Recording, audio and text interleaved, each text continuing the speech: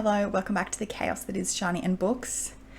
Once again, I'm coming to you very disheveled. We're going to ignore my appearance. It is so bloody hot in Australia at the moment. And I have once again pulled my back out. I'm going to have to book in for the physio, which I do not want to do leading up to Christmas, but it's fine. Let's get on to today's video, which is me putting on some lip balm first. I'm going to give you the part 3 to my 2024 book releases little mini series that I've got happening here. I had too many 2024 book releases to go through, so I split it into 3 parts. Today is part 3. I was going by release date chronological order, so we are up to April. Let's just get into it. I have a range of genres, starting out today with a non-fiction book. This one comes out on April 9. Oh, I've got to be careful not to bend a certain way, but this one is called The Age of Magical Overthinking, Notes on the Modern Irrationality. This is the author that wrote the book Cultish, which I have not read, but I am interested in it. It says it's a delicious blend of cultural criticism and personal narrative that explores our cognitive biases and the power, disadvantages, and highlights of magical thinking. Magical thinking can be broadly defined as the belief that one's internal thoughts can affect unrelated events in the external. Think of the conviction that one can manifest their way out of poverty, stave off cancer with positive vibes, thwart the apocalypse by learning to can their own peaches, or transform an unhealthy relationship to a glorious one with loyalty alone. Magical thinking works in service of restoring agency amid chaos, but in the age of magical overthinking, Montel argues that the modern information age, our brain's coping mechanisms have been overloaded and our irrationality turned up to an 11. Apparently it is razor sharp, deeply funny chapters. So I don't know if this is something that I'm really in a rush to read, but I am wanting to read more nonfiction in the new year. And this author is someone that I have always been interested in reading from. So there's my first book for today. The next book, also on April 9, this one is a queer romance. A male-male romance called The Prospects by the author Katie Hoffman. The pressure cooker of minor league baseball leads to major chemistry in this exhilarating, sexy, and triumphant rivals to lovers debut romance. So if you're interested in a queer male-male sports romance, here is one for you. Next up, also April 9, we have The Limits, which is a fiction book. A new novel set in French Polynesia and New York City about 3 characters who undergo massive transformation over the course of a single year. So we're following 3 people. When their lives collide, Pia and Athena spiral toward the parallel but inescapably different tragedies, moving from a South Pacific paradise where rage still simmers against the colonial government and its devastating nuclear tests to the extreme inequalities of 21st century New York City. The Limits is an unforgettably moving novel about nation, race, class, and family. Heart-wrenching and humane, a profound work from one of America's most prestigiously gifted novelists. We're moving on to April 16 now. This one is another romance. It is called Christa Comes Out of Her Shell by Abby Waxman. Just when she thought she'd gotten far enough away, a life-changing phone call throws an antisocial scientist back into her least favorite place, the spotlight. Oh, this is the author of The Bookish Life of Nina Hill. I have seen that cover and that title around, but I haven't read it. So she's been studying sea snails in the middle of the Indian Ocean. She finds her tranquil existence thrown into chaos when her once famous father, long thought dead after a plane crash, turns out to be alive, well, and ready to make amends. A reunion with an old childhood friend reveals an intense physical attraction neither was expecting and both want to act on. That sounds interesting. Also on April 16, I have another romance. This one is called When I Think of You by Maya Ariel. A sweeping second chance romance from debut author Maya Ariel. The unexpected spark of 2 former flames may force them to choose between their dreams and each other.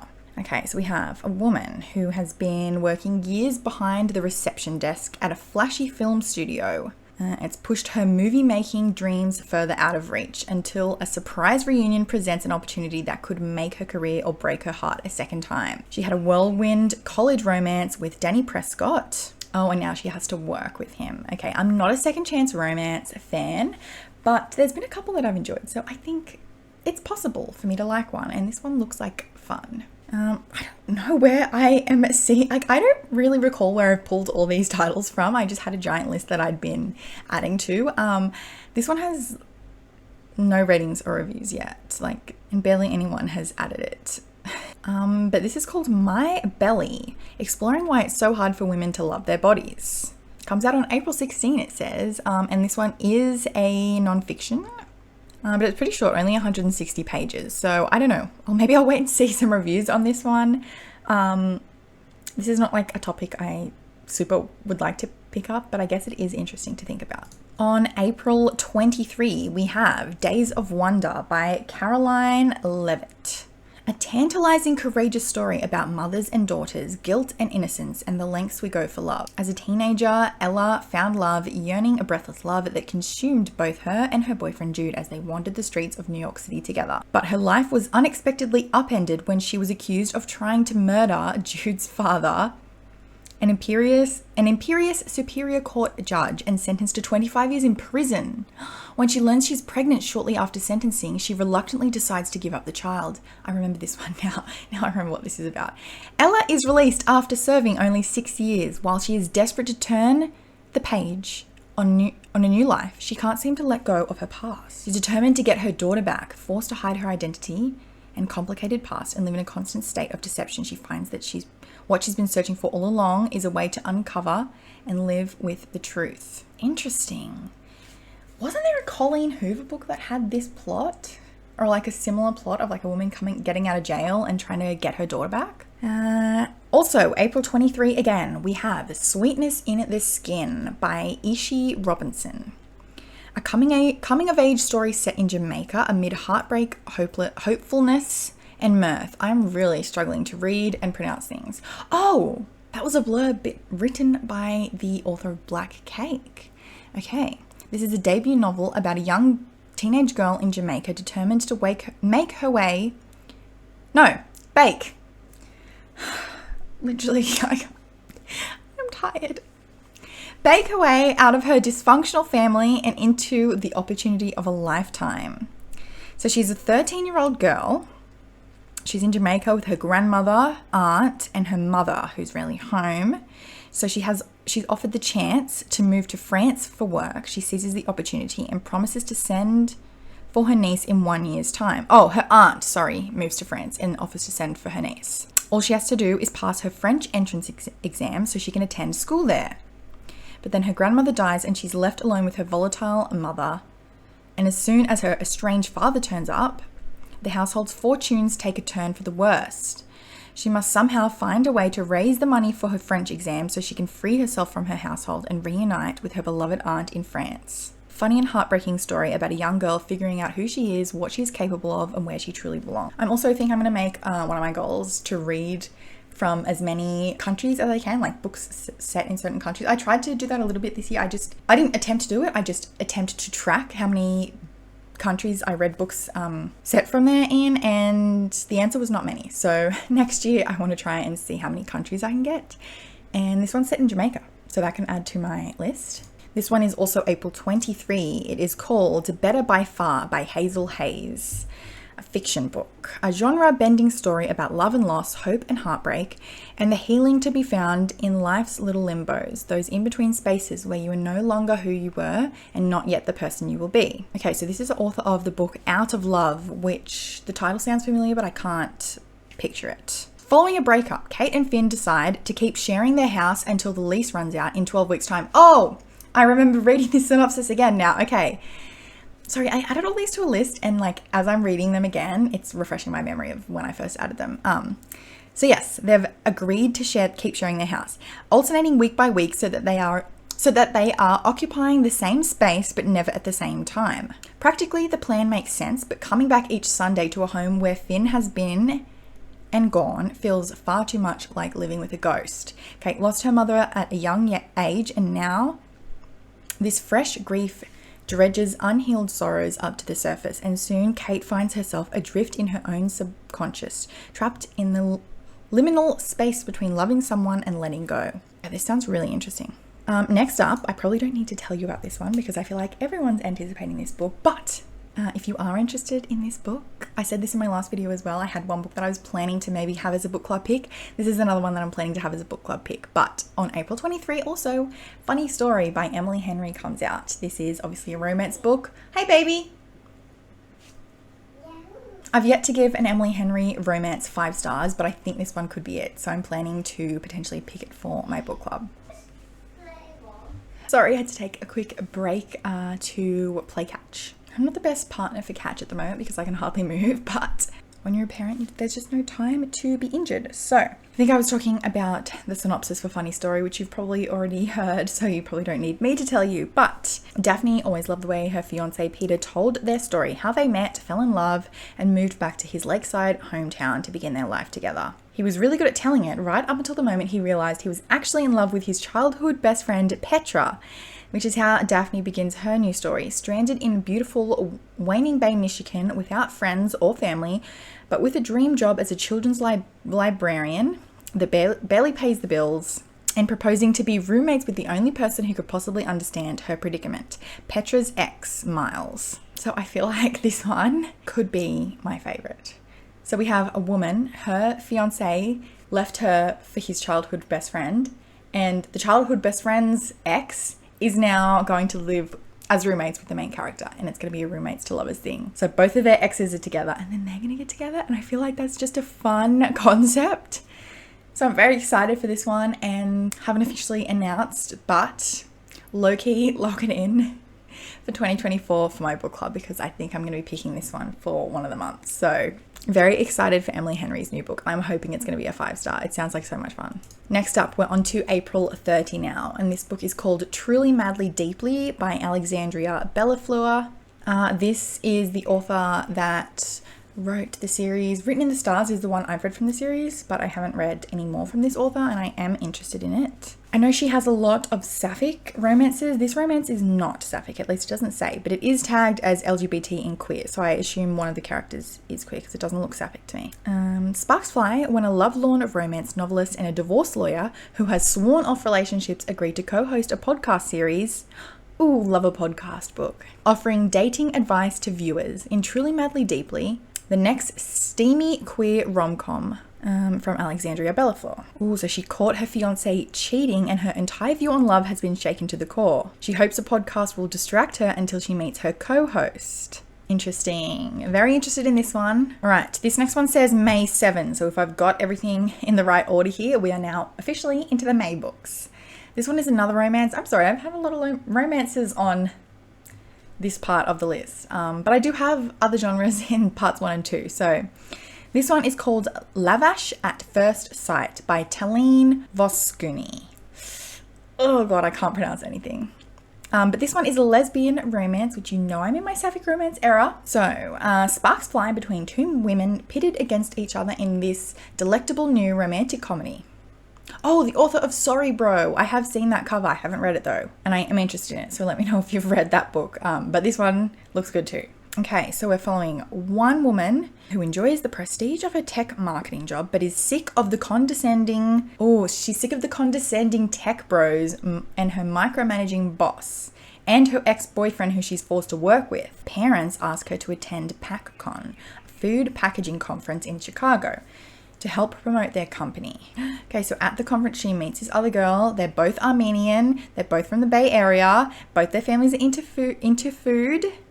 The meet cute is cut short, however, when her parents recognize the other woman as the daughter of the owner of their greatest rival. So they're supposed to be enemies, and it sounds like Romeo and Juliet because their families are rivals. And this sounds like so much fun. Okay, this sounds fun. I love rereading all the synopses and then just remembering why I was interested in them. I have such a bad memory, so... Okay. I don't think I've got things in order unless I'm just skipping a whole bunch of time. As the months go on, I've got less and less books that I have on the list because it's easier to find books in January and February. So now we're skipping through to May 21. This one's called The 710 Split by Carmen Lee. Another lesbian romance. For teacher Ava Williams. Oh, forgot there's a teacher in this one. Love that. Some subjects are not up for debate. Like history, specifically the one she has with Grace Jones, bowling pro and local celeb. Oh, sorry, the cover I should have given it. I've forgotten that this was a bowling romance. And if you didn't know, I do a bowling, like a TBR game. So maybe I make this like a book club book or like a buddy read for something. I have to, right? A bowling romance. Not just a bowling romance, a sapphic bowling romance. I have to pick this for something. When does this come out? May. Okay. Mark this book down, everyone. I want people to read this with me. Okay, hang on. Where are we? They went to the same high school. Okay, they used to be best friends, and then they shared a kiss, sweet and confusing, and after that they split and nothing was ever the same. Now they're expected to be partners and lead their new bowling team to victory. Okay, this sounds like so much fun. And the cover is giving me like retro vibes that I absolutely love. All right, another queer romance. I have a lot, I think, in this list today. But again, May 21, we have Second Night Stand by two authors, Corelia Steets Waters and Faye Steets Waters. Wait, they have the same last name. Is this a married couple? That's pretty cute. A burlesque performer and a professional ballerina. Oh, yeah, I remember why I added this one now. Fall in love while competing on a reality TV talent show. Okay, one of them doesn't have any time for more than a hookup. She has a theatre to renovate. She has not enough money. The mortgage is overdue.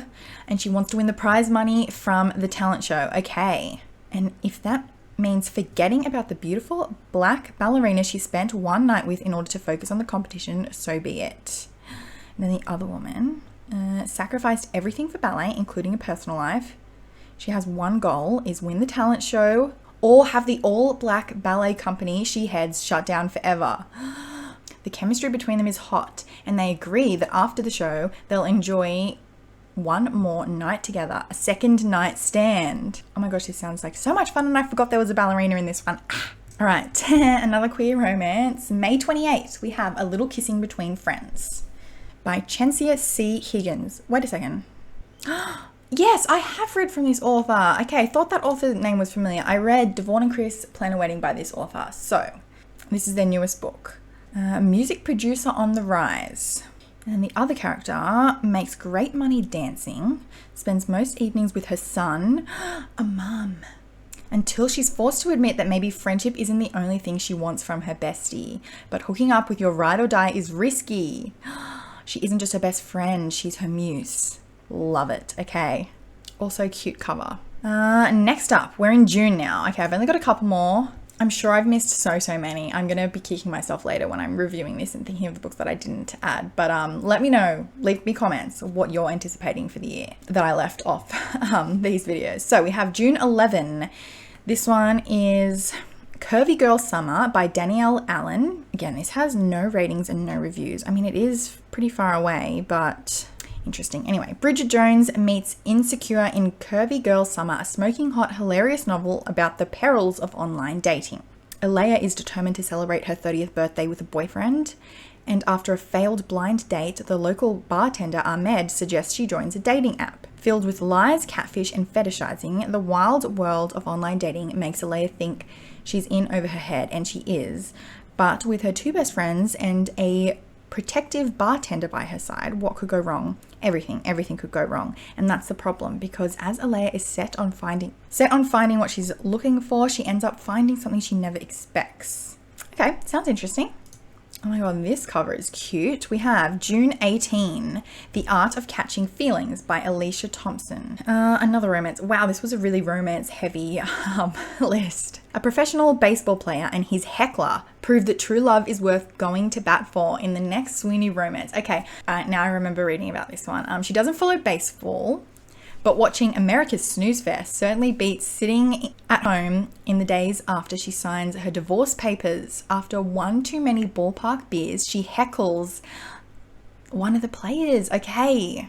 Horrified, she reaches out to him on social media to apologize, but forgets to identify herself as his heckler in the message. He doesn't usually respond to random fans on social media, but he's grieving and fragile after an emotionally turbulent few months. So when a DM from Ducky catches his eye, he impulsively messages back. Oh wait, no, this is a miscommunication trope. I just realized she isn't sure how much longer she can keep lying to Chris, especially as she starts working with the team in real life and their feelings for each other deepen. Okay, this whole premise is miscommunication, which makes me nervous, but it is a fun premise. Lastly, I think I have an arc for this one. Do I?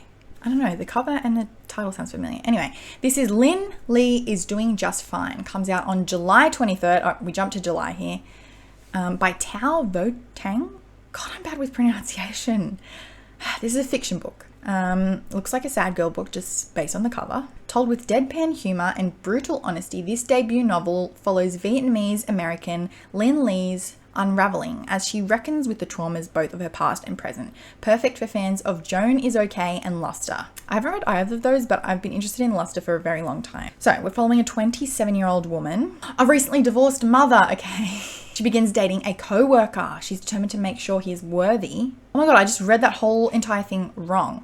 So this 27-year-old's mother begins dating the co-worker.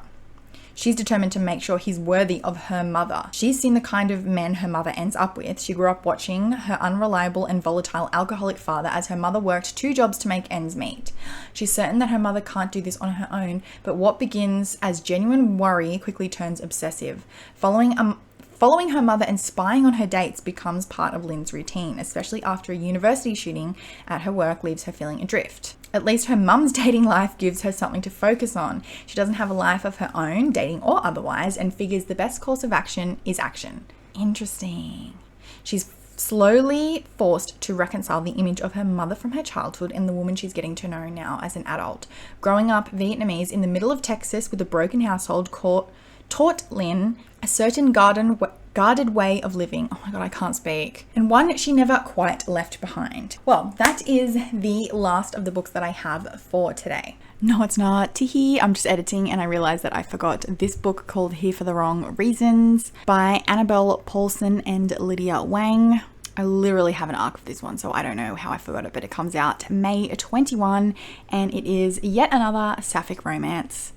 It sounds like so much fun. It is 2 dating show contestants that are supposed to be falling in love with the man. I'm guessing this is like a fictional bachelor, but instead they fall for each other. And as if that doesn't sound amazing. And it does say for fans of Ashley Herring Blake, who I love, and Alexandria Bellafleur, whose book I mentioned early in the video, who I also love. Readers love The Bachelor, which I don't love The Bachelor, but I also don't watch TV, so I think this is going to be so much fun and it sounds me as well. So add this one to the TBR. Reminder that there is 2 more parts to this video of 2024 releases. Part 1 I did like January and February, and then part 2 was February to April, and then I have today's part. So I will leave both of those linked below because if you are looking for more books in more genres, because it seems like all of the ones from April to July, most of them were romances, but I have a lot more genres in the other videos. I also, in all of these, I've left a link to every single book that I spoke about, the Goodreads link at least, if you would like to go and add it to your want to read list. Let me know if you're going to pre-order any of these. Let me know if you want to read Funny Story with me in the new year when it comes out. I'm very excited for some of these. And also, please let me know what books I've missed. I know there's got to be so many, but I'm not filming another part. I just can't do it. I'm sweating. I need to go now. Thank you so much for watching. I'm sorry I'm a mess, and I'll see you probably tomorrow for another video.